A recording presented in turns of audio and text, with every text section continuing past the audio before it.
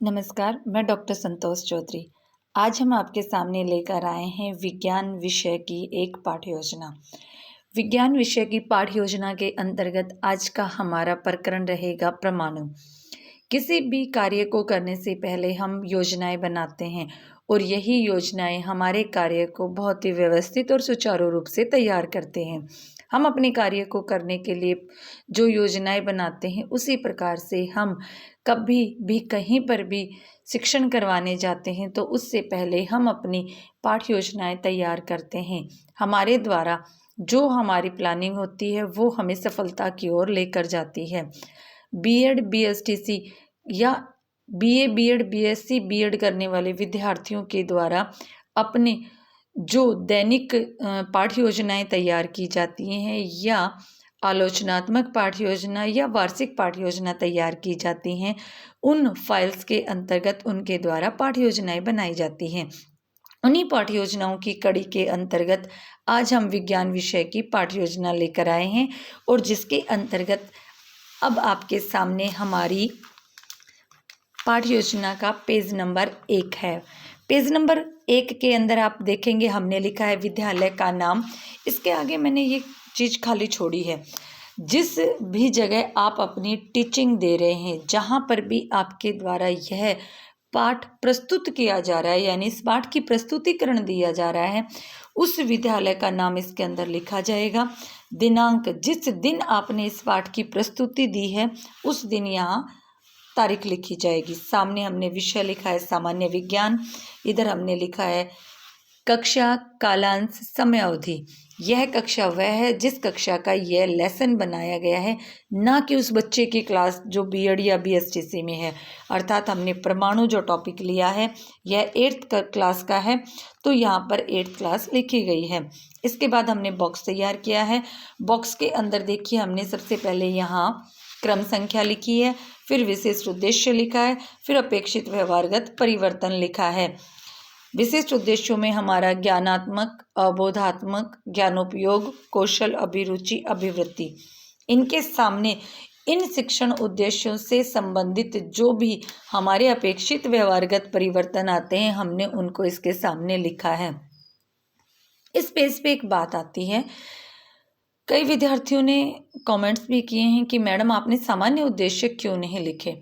यदि हम दैनिक पाठ्य योजना की फाइल बना रहे हैं तो उस फाइल के पहले हम सामान्य उद्देश्य लिखेंगे, क्योंकि सामान्य उद्देश्य पूरी एक पुस्तक के होते हैं और विशिष्ट उद्देश्य किसी एक प्रकरण के होते हैं।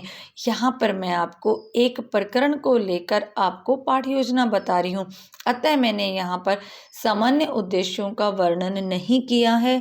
हम एक आलोचनात्मक या वार्षिक पाठ्य योजना की जिस प्रकार से एक फाइल बनाते हैं जिसमें एक ही फाइल बनती है, एक ही लेसन बनता है, वहाँ पर विशिष्ट उद्देश्यों का प्रयोग किया जाता है। सामान्य उद्देश्य हमारे दैनिक पाठ्य योजना की फाइल में लिखे जाते हैं।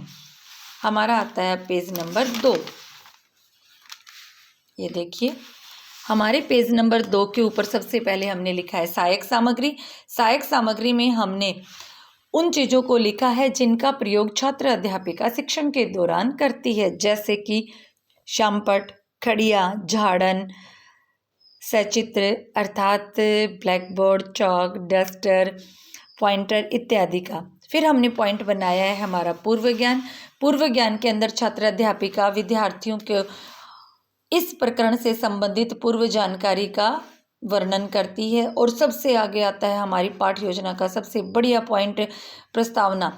प्रस्तावना किसी भी पाठ की या किसी पाठ योजना की एक आत्मा कहलाती है। प्रस्तावना के अंदर प्रमुख घटक पाए जाते हैं रोचकता, तारतम्यता, जिज्ञासा, पूर्व ज्ञान से संबंधित क्रमबद्धता, विविधता, प्रश्नों की विविधता इसके अंदर पाई जाती है। यदि एक छात्र अध्यापिका जैसे ही कक्षा में जाती है तो वहाँ पर उनके द्वारा जब प्रस्तावना के प्रश्न पूछे जाते हैं तो विद्यार्थियों के द्वारा उन प्रश्नों को सुनकर एक विशेष उत्साह आना चाहिए, बच्चों में एक जिज्ञासा होनी चाहिए, रुचि होनी चाहिए, तभी हम अपनी पाठ की प्रस्तुति बड़े ही रोचक ढंग से दे सकते हैं। प्रस्तावना के प्रश्न आपके सामने हैं। पहला प्रश्न है, प्रस्तुत चार्ट में आपको क्या दिखाई दे रहा है? अर्थात यहाँ पर छात्र अध्यापिका ने अपनी प्रस्तावना को पूछने के लिए सहायक सामग्री के रूप में एक चार्ट का प्रयोग किया है और उसी चार्ट से संबंधित एक मिनिएचर इस पेज के बिल्कुल सामने लगाया है। ये देखिए, मिनिएचर्स बनाने से के लिए हम एक चार्ट का प्रयोग करते हैं, चार्ट काटते हैं, उस चार्ट को फिर हम आउटलाइन करते हैं। आउटलाइन करने के बाद जो भी हमारी सामग्री होती है हम उसको उसके ऊपर बनाते हैं। फिर हम ट्रांसपेरेंट कवर लगाते हैं और डबल साइडेड टेप का प्रयोग करते हैं। ये पेज नंबर 2 है और पेज नंबर 2 के सामने ये हमारा मिनिएचर है जिसमें एक क्लासरूम का चित्र दिखाया गया है। अब वापस हम पेज नंबर 2 पर आते हैं। पेज नंबर 2 पे हम अपनी प्रस्तावना का पहला प्रश्न देख रहे थे जिसमें लिखा था, प्रस्तुत चार्ट में आपको क्या दिखाई दे रहा है? मेज, कुर्सी, चौक, डस्टर आदि। चौक को किसी वस्तु से तोड़ा जाए तो क्या होता है? चौक के टुकड़े हो जाते हैं। चौक के जब टुकड़ों को बारीक पीसा जाता है तो क्या निकलते हैं? कण निकलते हैं। और कण या अणु के बारे में आप क्या जानते हैं? समस्यात्मक। और इसके बाद ये बॉक्स बंद होकर यहाँ उद्देश्य कथन लिखा जाता है। उद्देश्य कथन में छात्र अध्यापिका अपने पाठ की प्रस्तुति का उद्घोष करती है कि आज हम परमाणु के बारे में विस्तारपूर्वक अध्ययन करेंगे। फिर आते हैं हमारे शिक्षण बिंदु। किन शिक्षण बिंदुओं का प्रयोग करते हुए हमने अपने पाठ की प्रस्तुति दी है? 1 लिया है, 2 लिए हैं, 3, जितने भी हम शिक्षण बिंदु लेते हैं उनका हम यहाँ पर वर्णन करते हैं। शिक्षण विधियाँ, जिन शिक्षण विधियों के माध्यम से हम पाठ का प्रस्तुतिकरण करते हैं उन शिक्षण विधियों को यहाँ पर लिखा जाता है। अब आपके सामने आता है हमारा पेज नंबर 3। ये देखिए, पेज नंबर 3 के अंदर हमारा सबसे पहले हमने एक बॉक्स तैयार किया है जिसके अंदर हमने सबसे पहले क्रम संख्या लिखी है, शिक्षण बिंदु लिखे हैं, छात्र अध्यापिका क्रिया लिखी है, विद्यार्थी क्रिया लिखी है, श्यामपट्ट क्रिया लिखी है, यानी जो हमारा श्यामपट्ट कार्य है वो लिखा है। इसके बाद हमने जो हमारा पहला शिक्षण बिंदु हमने परमाणु लिया है वो लिखा गया है। परमाणु के जस्ट सामने हमने लिखे हैं विकासात्मक प्रश्न। छात्र अध्यापिका अपने पाठ की प्रस्तुति के लिए विकासात्मक प्रश्न पूछती है। ये विकासात्मक प्रश्न छात्र अध्यापक या अध्यापिका को उनकी पाठ की प्रस्तुति के लिए सहायक होते हैं और विकास की ओर लेकर जाते हैं, इसीलिए इन प्रश्नों को विकासात्मक प्रश्न कहा जाता है। 2 विकासात्मक प्रश्न हैं। यदि विद्यार्थी दोनों प्रश्नों के उत्तर दे सकते हैं तो आप दोनों प्रश्नों के उत्तर लिखें, अन्यथा नीचे वाले प्रश्न का उत्तर देखिए, यहाँ पर हमने निरुत्तर किया है। एक बात का ध्यान रखें, यहाँ पर आप समस्यात्मक शब्द का प्रयोग ना करें, या तो यहाँ आप मौन शब्द का प्रयोग करें या निरुत्तर शब्द का, क्योंकि समस्यात्मक शब्द का प्रयोग हम प्रस्तावना के अंतिम प्रश्न के अंदर करते हैं। यह छात्र अध्यापिका कथन, छात्र अध्यापिका कथन कर रही है तो विद्यार्थी ध्यानपूर्वक सुन रहे हैं। इस कथन को करते समय छात्र अध्यापिका सहायक सामग्री के रूप में श्यामपट्ट का प्रयोग करती है और उनके द्वारा श्यामपट्ट के प्रयोग में जो भी कार्य श्यामपट्ट पर किया गया है उसी कार्य को ब्लैक चार्ट के ऊपर स्पार्कल पेन का प्रयोग करते हुए यहाँ बनाया गया है। फिर इसके ऊपर कवर किया है और उसके बाद डबल साइडेड टेप से इसको चिपकाया गया है। छात्र अध्यापिका कथन के बाद बोधात्मक प्रश्न है। बोधात्मक प्रश्न वे होते हैं जो छात्र अध्यापिका के इस कथन में से पूछे जाते हैं। दोनों ही प्रश्नों के उत्तर विद्यार्थियों के द्वारा दिए जाते हैं। इस प्रकार से यह हमारा पेज नंबर 3 पूर्ण होता है। पेज नंबर 3 के बिल्कुल सामने यह हमने एक मिनिएचर बनाया जिस मिनिएचर में परमाणु को दिखाने का प्रयास किया गया है। इस मिनिएचर को बनाने के लिए हमने एक चार्ट लिया, उस चार्ट को आउटलाइन की है, बीच में ये हमने परमाणु बनाया, इसके बाद हमने इसके ऊपर कवर किया है और फिर हमने डबल साइडेड टेप से इसको चिपकाया है। मिनिएचर को चिपकाने के लिए आप स्टेपलर या गोंद का प्रयोग ना करें, क्योंकि स्टेपलर और गोंद के प्रयोग से हमारी फाइल में नेगेटिविटी आती है। ये पेज नंबर 3 और अब आ जाता है हमारा पेज नंबर 4। पेज नंबर 4 में भी हमने उसी प्रकार से बॉक्सेस तैयार किए हैं, जिस बॉक्स में हमारे सबसे पहले क्रम संख्या है, फिर इसके बाद आ जाता है शिक्षण बिंदु, छात्र अध्यापिका क्रिया, विद्यार्थी क्रिया और हमारा श्यामपट्ट कार्य। हमने शिक्षण बिंदु के अंतर्गत हमारा दूसरा शिक्षण बिंदु लिया है। इसी शिक्षण बिंदु को आगे की ओर बढ़ाने के लिए हमारे द्वारा विकासात्मक प्रश्न पूछे गए हैं। विकासात्मक प्रश्नों के आगे विद्यार्थी क्रिया में उनके उत्तर लिखे गए हैं। नीचे ये छात्र अध्यापिका कथन है। इसमें छात्र अध्यापिका ने जो भी कथन कक्षा के अंदर किया है वो लिखा है। जस्ट इसके नीचे लिखे हैं बोधात्मक प्रश्न। ये वो बोधात्मक प्रश्न है जो इस कथन में से छात्र अध्यापिका के द्वारा विद्यार्थियों से पूछे गए हैं। जब छात्र अध्यापिका कथन करेगी तो जस्ट इसके सामने विद्यार्थी जो ध्यानपूर्वक सुन रहे हैं वो चीज़ लिखी जाएगी।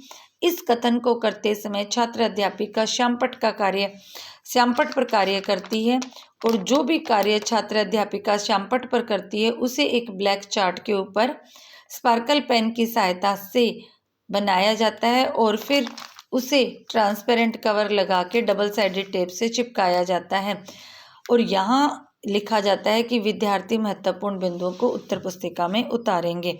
पेज नंबर 4 के जस्ट सामने हम बनाएंगे मिनिएचर और इस मिनिएचर में आपने देखा होगा हमने वापस वैसे ही एक चार्ट लिया है। उस चार्ट की हमने कटिंग करके आउटलाइन की है। आउटलाइन करने के बाद जो भी चीज़ हमें इसके ऊपर ड्रॉ करनी है वो कर दी और उसके बाद ट्रांसपेरेंट कवर करते हुए इसे डबल साइडेड टेप से चिपका दिया है। और ये हमने जो परमाणु है उस परमाणु के इलेक्ट्रॉन्स, नाभिक, प्रोटॉन, न्यूट्रॉन, बाहरी भाग, आंतरिक भाग, उन सबको इसके अंदर दर्शाया है। यह हमारा पेज नंबर 4 था। अब आता है हमारा पेज नंबर 5। ये हमारा पेज नंबर 5 है। पेज नंबर 5 के अंदर भी हमने उसी प्रकार से बॉक्स तैयार किए हैं जिस प्रकार से कि हमने पहले किए हुए थे। इस बॉक्स के अंदर भी हमने क्रम संख्या, शिक्षण बिंदु, छात्र अध्यापिका क्रिया, विद्यार्थी क्रिया और श्यामपट्ट कार्य इसे लिया है। छात्र अध्यापिका क्रिया में हमने विकासात्मक प्रश्न लिए हैं। सामने विद्यार्थी क्रिया में विकासात्मक प्रश्नों के हमने उत्तर दिए हैं।